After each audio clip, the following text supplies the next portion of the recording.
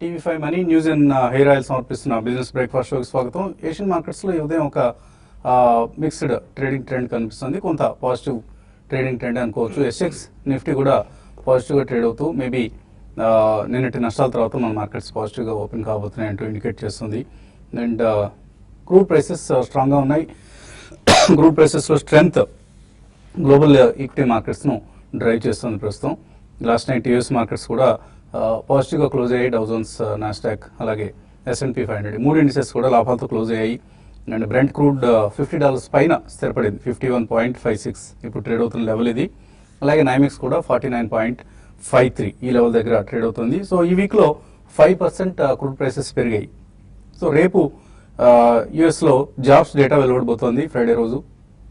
So markets ఈ queue కోసం ప్రస్తుతం ఆసక్తిగా ఎదురు చూస్తున్నాయి. అదర్వైజ్ ఒక పాజిటివ్ ట్రెండ్ మనకు మార్కెట్స్లో కనిపిస్తుంది. సో నిన్న మన మార్కెట్స్ డేస్ లో దగ్గర క్లోజ్ అయ్యాయి. ఓపెనింగ్ పర్వాలేదు, బాగానే ఉందని అనుకున్నా కూడా క్లోజింగ్ సమయానికి మార్కెట్స్ వీక్గా క్లోజ్ కావడం చూసాం. మేబీ రేట్ సెన్సిటివ్స్లో అనుకున్న విధంగా ర్యాలీ రాకపోవడం మార్కెట్స్ నిరాశపరిచింది. సో ట్యూస్డే, వెన్స్డే వచ్చిన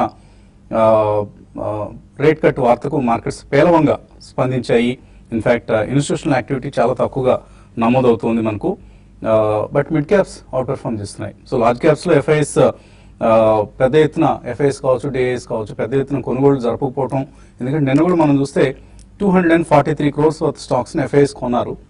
but it's a small amount. అలాగే domestic institutional investors 349 crores worth స్టాక్స్ను సెల్ చేయడం చూసాం. సో ఎఫ్ఐఎస్ ఇక్కడ తమ పొజిషన్స్ను హెడ్జ్ చేసుకుంటున్నారు. ఇండెక్స్లో ఎక్కువగా పుట్స్ తీసుకుంటున్నారు వాళ్ళ ఆప్షన్స్లో. సో 700 crores వాళ్ళు నిన్న ఆప్షన్స్లో బయింగ్ చూసాం. ఇందులో ఎక్కువగా పుట్సే కొనుక్కుంటూ ఉండడం చూసినా. సో ఇంతకుముందు 88% లాంగ్ పొజిషన్స్ కాస్త ఇప్పుడు 85%కి వచ్చాయి. అంటే కొద్దిగా అక్టోబర్ సిరీస్ సంబంధించి వాళ్ళు హెడ్జింగ్ చేస్తున్నట్లుగా మనకు తెలుస్తుంది. అలాగే బ్యాంక్ నిఫ్టీకి సంబంధించి వీక్లీ క్లోజింగ్ ఇవాళ. అండ్ ఈ నేపథ్యంలో 19,700 కాల్స్, 19,500 పుట్స్లో యాక్షన్ ఎక్కువగా కనిపించింది. నిన్న 19,536 దగ్గర నిన్న బ్యాంక్ నిఫ్టీ క్లోజ్ కావడం చూసాం. అండ్ నిన్నటి హై ఏదైతే ఉందో 8806 అక్కడ బాగా స్ట్రాంగ్ రెసిస్టెన్స్ ఫేస్ చేసింది నిఫ్టీ. అలాగే 8731 లో లెవెల్. సో ఆ సమయంలో కొంత సపోర్ట్ రావడం చూసాం. ఆల్ ఇన్ ఆల్ ఒక ఇండిసెస్ పరంగా వీక్ ట్రేడింగ్ చూసాం. బట్ మిడ్ క్యాప్స్లో చాలా స్ట్రాంగ్ యాక్షన్ నిన్న కూడా కొనసాగింది. సో శారదా క్రాప్కెమ్ లాంటి స్టాక్స్లో 16% ప్రైస్ యాక్షన్ మనం చూసాం. అలాగే ఆటోస్, ప్రైవేట్ బ్యాంక్స్ డ్రాక్ చేసినప్పటికీ కూడా ఇతర మిడ్ క్యాప్స్లో మనకు స్ట్రాంగ్ ప్రైస్ యాక్షన్ కనిపించింది. ఆల్ ఇన్ ఆల్ మనకు మ్యూచువల్ ఫండ్స్ బిహేవియర్ ఒకసారి చూస్తే జనవరి నుంచి ఈ ఏడాదిలో $2.2 billion వర్త్ షేర్స్ను ఎఫ్ఐఎస్ కొనడం చూసాం. So last year $10.2 billion record high అది.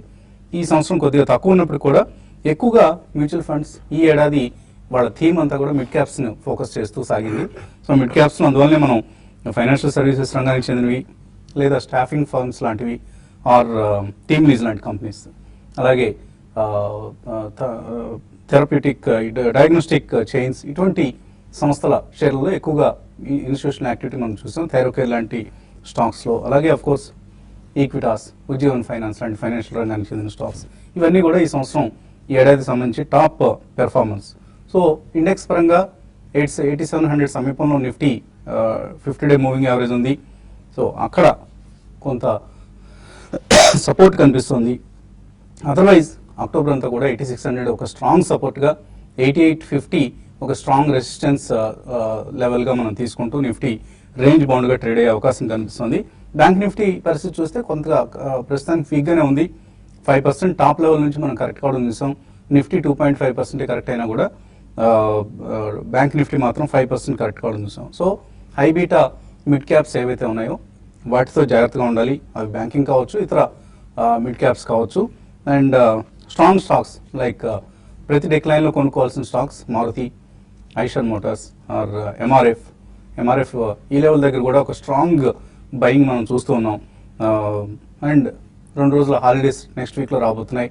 సో ఇవన్నీ మార్కెట్స్ మీద ప్రభావం చూపించబోతున్న అంశాలు. టీసీఎస్, ఇన్ఫోసిస్, ఇండస్ఇండ్ బ్యాంక్ వచ్చే వారం రిజల్ట్స్ ప్రకటించబోతున్నాయి. ఆ ప్రభావం కొంత ఉంటుంది. బట్ యాక్షన్ సెకండ్ హాఫ్లో మనకు పెరుగుతుంది. ఎందుకంటే ఐటీ, ప్రైవేట్ బ్యాంక్స్ వీటి రిజల్ట్స్ ఎలా ఉంటాయో అందరికీ తెలిసిందే. మార్కెట్స్లో వీటి గురించి గొప్ప అంచనాలు ఎవరికీ లేవు.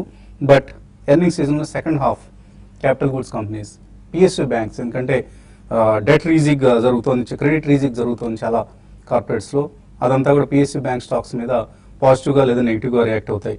అలాగే ఆటో యాన్సిలరీస్, ఇవన్నీ కూడా మనకు కన్జంప్షన్ స్టాక్స్, ఇవన్నీ కూడా మనకు సెకండ్ హాఫ్లో రిజల్ట్స్ వస్తాయి. కాబట్టి second half is going to be an exciting time for the markets and Diwali season.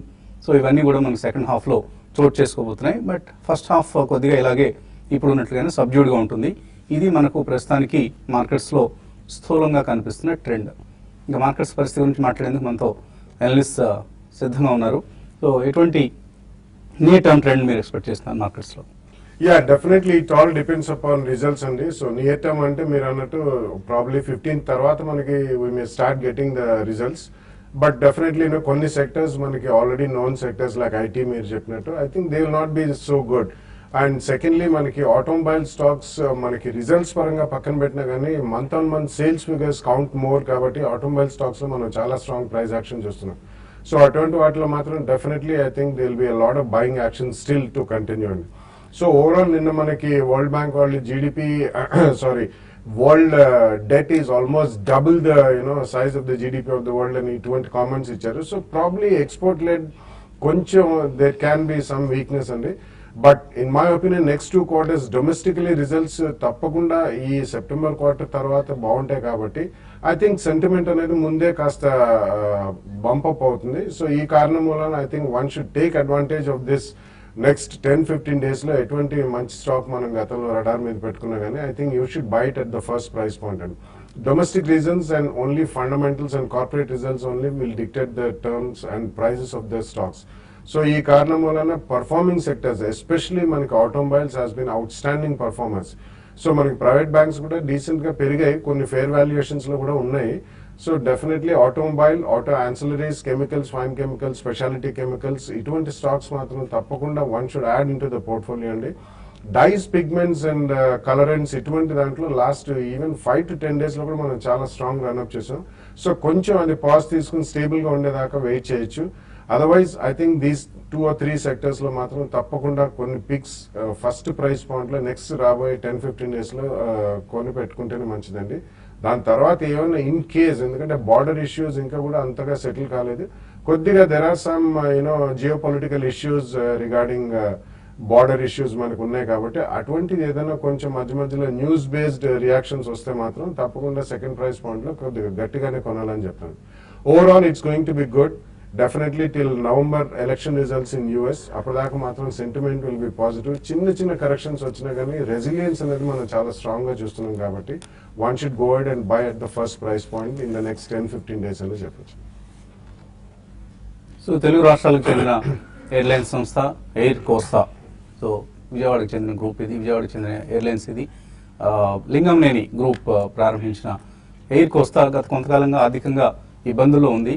So ఇప్పుడు ఈ ఇబ్బందులను అధిగమించేందుకు ఒక విదేశీ సంస్థకు వాటా అమ్మకాలకు ప్రయత్నం చేస్తోంది. ఎయిర్ కోస్తాలో ఉన్న వాటాలను విదేశీ ఎయిర్లైన్స్, అది సౌత్ ఈస్ట్ ఎయిర్లైన్స్ కావచ్చు లేదా గల్ఫ్ కావచ్చు, చెందిన సంస్థలతో సంప్రదింపులు జరుగుతున్నాయి. అడ్వాన్స్డ్ స్టేజ్లో ఉన్నాయని వార్తలు వస్తున్నాయి. సో మేబీ ఒకసారి స్టేక్ సేల్ జరిగితే కష్టాల నుంచి కోలుకునే అవకాశం ఉంది. ప్రస్తుతానికి 3 ఎయిర్ క్రాఫ్ట్స్ నడిపిస్తోంది. విత్ ఇన్ స్టేటే ఎక్కువగా వీళ్ళు సర్వీసెస్ ఉన్నాయి. లైక్ విజయవాడ, వైజాగ్, తిరుపతి, హైదరాబాద్, ఈ నగరాల మధ్యనే ఎక్కువగా వీళ్ళ టూర్స్ ఉంటాయి. సో వీటిని ఇప్పుడు దేశవ్యాప్తంగా నడిపేందుకు కంపెనీ సన్నాహాలు చేస్తుంది. ఇందులో భాగంగా ఫండ్స్ రైజ్ చేస్తుంది. Maybe from A foreign airlines వీళ్ళకి కొంత డబ్బు వచ్చే అవకాశం కనిపిస్తుంది స్టేక్ సేల్ రూపంలో. అదే జరిగితే 10 ఎయిర్ క్రాఫ్ట్స్కి నెక్స్ట్ ఇయర్లోగా వాళ్ళ కెపాసిటీని పెంచుకునే ప్రయత్నం చేస్తున్నారు. చాలా చక్కటి గ్రూప్ లింగంనేని గ్రూప్ అనేది. కాకపోతే ఎయిర్లైన్స్ బిజినెస్ తెలిసిన రిస్కే, అందరికీ తెలిసి కూడా రిస్క్ తీసుకుంది లింగంనేని గ్రూప్.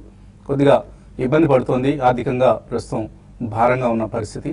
బట్ మేబీ ఒక్కసారి స్టేక్ సేల్ జరిగిన తర్వాత కష్టాలు తొలగిపోయే అవకాశం ఉంది. మేబీ నెక్స్ట్ ఇయర్ ఎండ్కి బ్రేక్ ఈవెన్ కూడా వస్తుంది అంటూ లింగంనేని గ్రూప్ యాజమాన్యం ఆశాభావంతో ఉంది. దానికి సంబంధించిన బ్రేకింగ్ న్యూస్ మీరు తెర మీద చూస్తూ ఉన్నారు. So let's wish all the best to airlines air Costa. ఎందుకంటే మన తెలుగు రాష్ట్రాలకు చెందిన 2 కంపెనీస్ ఉన్నాయి ఇప్పుడు, ట్రూజెట్ అండ్ ఎయిర్ కోస్తా. వీటిలో ఎయిర్ కోస్తా ఇప్పుడు కష్టాల నుంచి బయటపడే పరిస్థితి కనిపిస్తుంది. Let's wish them all the best. So technically markets ఏ పరిస్థితిలో ఉన్నట్లు కనిపిస్తుంది? టెక్నికల్ గా మార్కెట్స్ లో లాస్ట్ ఫ్యూ డేస్ గా వచ్చిన ఒక అప్ ట్రెండ్ అనేది మళ్ళీ నేను రోజు ఆగిందని చెప్పొచ్చు. అయితే మార్కెట్స్ కన్సాలిడేషన్ లో ఉండే అవకాశం ఉంది. 7-8 అనేది 8-8 అనేది చాలా దగ్గరలో ఉన్నా కూడా అదే మేజర్ రెసిస్టెన్స్ అనేది నిఫ్టీకి కనపడుతుంది. అయితే మార్కెట్స్ ని ఎక్కువగా డౌన్ సైడ్ రావడానికి మెయిన్ లాస్ట్ ఫ్యూ డేస్ గా చూసుకుంటే హైయర్ లెవెల్స్ లో బ్యాంక్ నిఫ్టీ అనేది సస్టైన్ కాలేకపోతుంది. మరి ముఖ్యంగా బ్యాంకింగ్ స్టాక్స్ లో వచ్చిన సెల్లింగ్ అనేది ప్రైవేట్ బ్యాంక్స్ వచ్చిన సెల్లింగ్ అనేది వెయిటేజ్ ఎక్కువ ఉంది కాబట్టి దానివల్ల ఏంటంటే నిఫ్టీ హైయర్లో సస్టైన్ కాలేకపోతుంది. కాబట్టి రానున్న రోజుల్లో బ్యాంక్ నిఫ్టీ పర్ఫార్మెన్స్ లేని కారణంగా లేకపోతే మార్కెట్స్ ఇదే విధమైన డౌన్ ట్రెండ్ ఉండే అవకాశం ఉంది. ఏదైనా కూడా ఇక్కడ ఇండెక్స్లు అంటే అటు బ్యాంక్ నిఫ్టీ కానీ నిఫ్టీ కానీ పక్కన పెడితే ఎక్కువ యాక్షన్ అంతా కూడా మిడ్ క్యాప్లో ఉంది. నిన్నటి రోజు చూసాం కొన్ని టీ స్టాక్స్లో మంచి అప్ ట్రెండ్ ఉంది. అదేవిధంగా ఫెర్టిలైజర్ కౌంటర్స్లో ఉంది. కాబట్టి ఇక్కడ నుంచి ఫెర్టిలైజర్ స్టాక్స్ని కూడా లైక్ జిఎన్ఎఫ్సి లాంటి వాటిని చాలా పెరిగింది అయినా కూడా బై చేసుకోమని సజెస్ట్ చేస్తాను. ఎవరీ డిప్లో కూడా కరెంట్ లెవెల్స్ నుంచి 220 అండ్ 240 రూపీస్ దాకా షార్ట్ టర్మ్ టార్గెట్గా చెప్పొచ్చు. అదేవిధంగా టాటా కాఫీ ఒకటి కూడా మిడ్ క్యాప్లోనే ఎక్కువ యాక్షన్ ఉంది కాబట్టి మిడ్ క్యాప్ స్టాక్స్నే సజెస్ట్ చేస్తున్నాను. టాటా కాఫీని కూడా పొజిషనల్ ట్రేడర్స్ నెక్స్ట్ వచ్చే కొద్ది రోజుల కోసం బై చేసుకోమని చెప్తాను. అదేవిధంగా టీ కంపెనీస్లో కూడా బై చేసుకోవచ్చు. ఈవెన్ షుగర్ స్టాక్స్లో కూడా ఇక్కడ నుంచి నిన్న కొన్ని సెలెక్టెడ్ స్టాక్స్లో బయింగ్ చూసాము. ఈ రోజు కూడా షుగర్ స్టాక్స్లో కూడా బయింగ్ ఉంటుంది. ఇంకా లార్జ్ క్యాప్ స్టాక్స్ విషయానికి వస్తే పెద్దగా మూమెంటం అయితే ఉండకపోవచ్చు. హైయర్ లెవెల్స్లో ఎల్ఎన్టీని సెల్ చేయడానికి ప్రిఫర్ చేయమని చెప్తాను. అదేవిధంగా ఒకటి కూడా హైయర్ లెవెల్స్లో నేను కొంచెం మొన్నటి రోజు కరెక్షన్ తర్వాత కొంచెం పెరిగింది. బట్ మళ్ళీ ఈ రోజు కొంత వీక్నెస్ అనేది జీ టెలీలో రావచ్చు. అయితే షార్ట్ టర్మ్ కోసం ఎవరీ డిప్లో హిండాల్కో అని బై చేసుకోవచ్చు. ఒకవేళ హిండాల్కో 160 రూపీస్ అని క్రాస్ అయిందంటే క్లోజర్గా 180 లెవెల్స్ని టెస్ట్ చేసే అవకాశం ఉంది. కొంచెం ఆయిల్ మార్కెటింగ్ కంపెనీస్ మాత్రం కొంచెం ఈరోజు హైయర్ లెవెల్స్లో ప్రాఫిట్ బుకింగ్ రావచ్చు. కొంచెం ఈరోజు ఓపెనింగ్లో కొంచెం బ్యాంక్ నిఫ్టీ కానీ పాజిటివ్గా ఒక 100 పాయింట్స్ రేంజ్లో ఓపెన్ అయితే దాన్ని కూడా హైయర్ లెవెల్స్లో ఎంటర్ అయ్యే కోసం సెల్ చేయమని చెప్తానండి. ఓకే అండి, ఇక ఇన్వెస్టర్స్ నుంచి కాల్స్ అలాగే మెయిల్స్ తీసుకోవాల్సిన సమయం. ఈలోగా ఒక చిన్న బ్రేక్ తీసుకుందాం.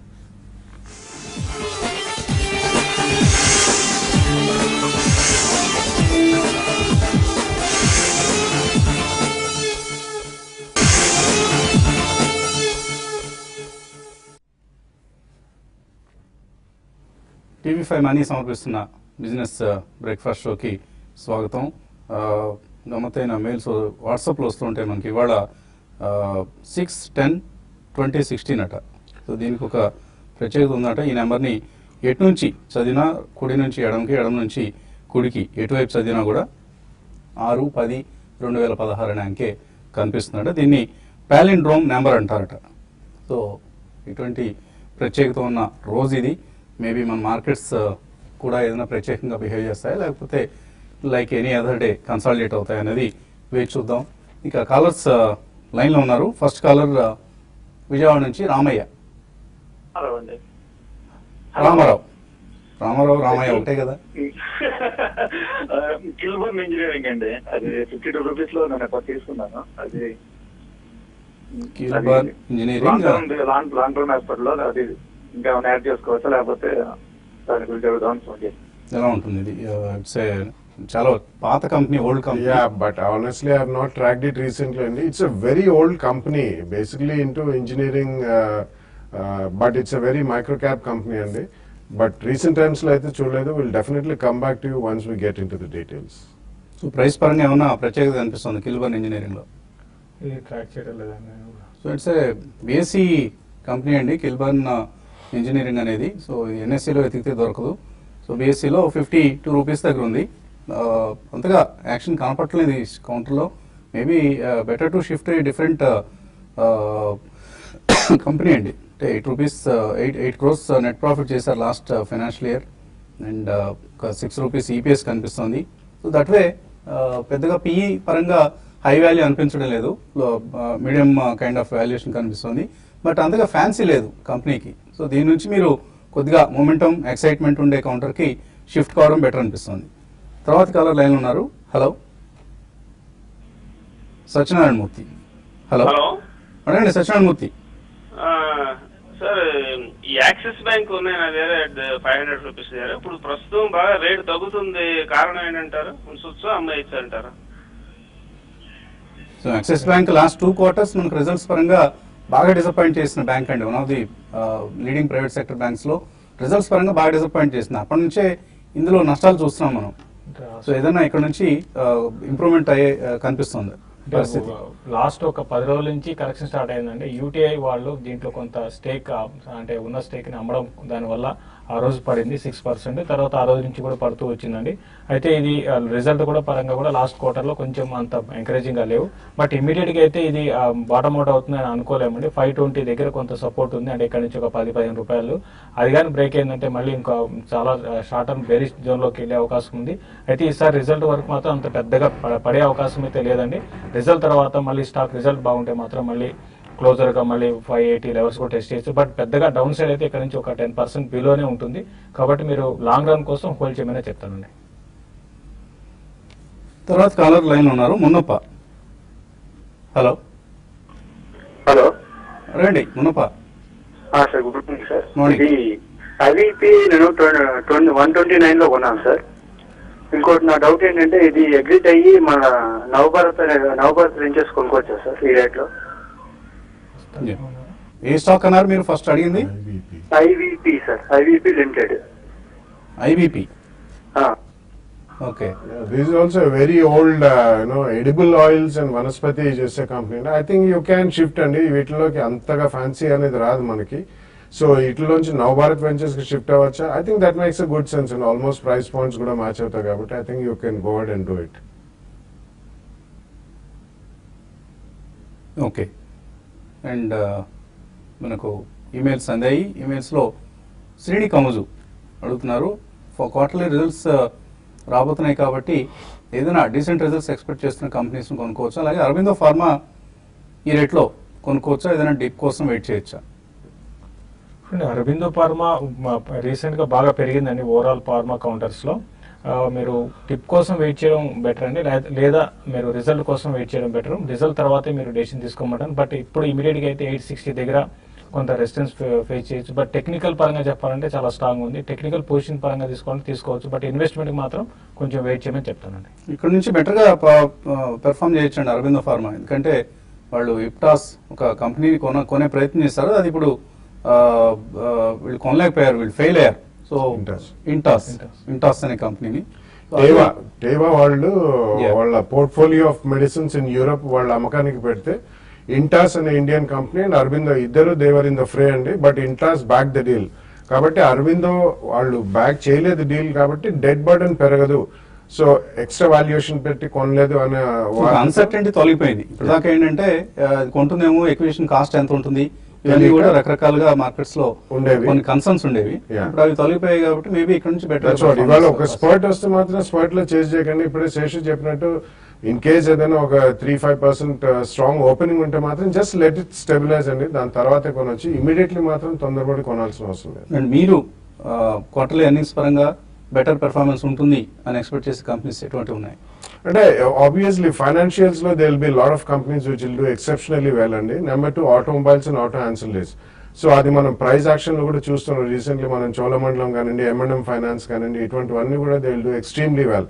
So similarly even India Edelweiss and capital first, Bajaj finance, Bajaj Finserv, retail credit కూడా చాలా స్ట్రాంగ్ ఉంటుంది. ఆటో యాన్సిలరీస్ అన్ని కూడా they will do extremely well అండి, barring Bharat forge large cap కాబట్టి కొద్దిగా టైం పడుతుంది. But otherwise maybe small cap Pricol, Rico, Gabriel India, Lumax auto technologies, JBM auto, ఇటువంటి అన్ని కూడా they will do exceptionally well. So ఇటువంటి వాటిలో మీరు ఓన్లీ రిజల్ట్స్ పరంగా కొనకుండా, ఎందుకంటే ఆల్రెడీ కొన్ని డిస్కౌంట్ అయి ఉంటాయి. If you can wait for at least the next 12 months you should buy అండి. ఒకవేళ స్పర్ట్ స్ట్రాంగ్ గా వస్తే రిజల్ట్స్ వచ్చిన తర్వాత book some profits. So Asian మార్కెట్స్లో ఒక తైవాన్ మినహాయిస్తే మిగతా అన్ని కూడా స్ట్రాంగ్గా ట్రేడ్ అవుతున్నాయి. మార్కెట్స్ ఒక స్ట్రాంగ్ ఓపెనింగ్ కోసం సిద్ధం అవుతున్నాయి. హరిత సీటింగ్ సిస్టమ్స్ మంచి ఇన్వెస్ట్మెంట్ అయినా కొనుక్కోవచ్చా? శ్రీనివాస్ విజయవాడ నుంచి. హరిత సిట్టింగ్ మంచి ఇన్వెస్ట్మెంట్ ఏనండి, కొనుక్కోవచ్చు. అయితే ఇది కొంచెం ట్రేడింగ్ పరంగా కూడా యాక్టివిటీ జరుగుతుంటుంది, వోలటాలిటీ ఉంటుంది. బట్ లాంగ్ టర్మ్ కోసం అయితే మీరు ఆటో యాన్సిలరీలో కొనుక్కోవచ్చు అండి. తర్వాత మెయిల్ బాలు వర్ధినీడి అన్న పేరుతో వచ్చింది. IL&FS ఇన్వెస్ట్మెంట్ కొన్నారు 23 రూపాయలు, లాస్ట్ ఇయర్ 15 రూపాయలు అయింది. Hold or exit? మనం చాలాసార్లు చెప్పామండి, దీని నుంచి బయటకు వచ్చేసి మీరు వేరే కంపెనీస్ని కొనుక్కుంటే ఇందులో వచ్చిన లాస్ని మీరు రికవర్ చేసుకోవచ్చు. But it's a very dull company. ఇన్వెస్టర్స్కి ఎటువంటి రిటర్న్స్ ఇవ్వడం లేదా స్టాక్. హిందాల్కో ఫ్యూచర్స్లో కొన్నారు 159లో. వెంకటరమణ హోల్డ్ చేయొచ్చు, ఎగ్జిట్ కావచ్చు. అండి మీరు హైస్లో కొన్నారండి, నిన్నటి రోజు హైస్లో కొన్నారు. ప్రస్తుతానికి హోల్డ్ చేయండి అండి. ఇది 160 నుంచి లాస్ట్ ఒక 2 to 3 టైమ్స్ రివర్స్ అయింది. కాబట్టి ఈసారి 160 పైన క్రాస్ కాలేదంటే మీరు బెటర్ ఏంటంటే క్లోజర్ ఆ రేట్ వచ్చినప్పుడు ఎగ్జిట్ కండి. ఏదైనా కూడా కొంచెం మెటల్ స్టాక్స్ మాత్రం స్ట్రెంత్ కనపరుస్తున్నాయి. బట్ లాట్ కూడా చాలా పెద్దదండి, 7,000. కాబట్టి 1-2 రూపాయలు ఇక్కడి నుంచి కరెక్ట్ అయినా కూడా కొంచెం లాస్ హెవీగా ఉంటుంది. కాబట్టి స్టాప్ లాస్ పెట్టుకొని హోల్డ్ చేయండి. 154 దగ్గర ప్రస్తుతం స్టాప్ లాస్ పెట్టుకోమని చెప్తాను. అర్జున్ టైమెక్స్ గ్రూప్ కొన్నారట 29 రూపాయల్లో.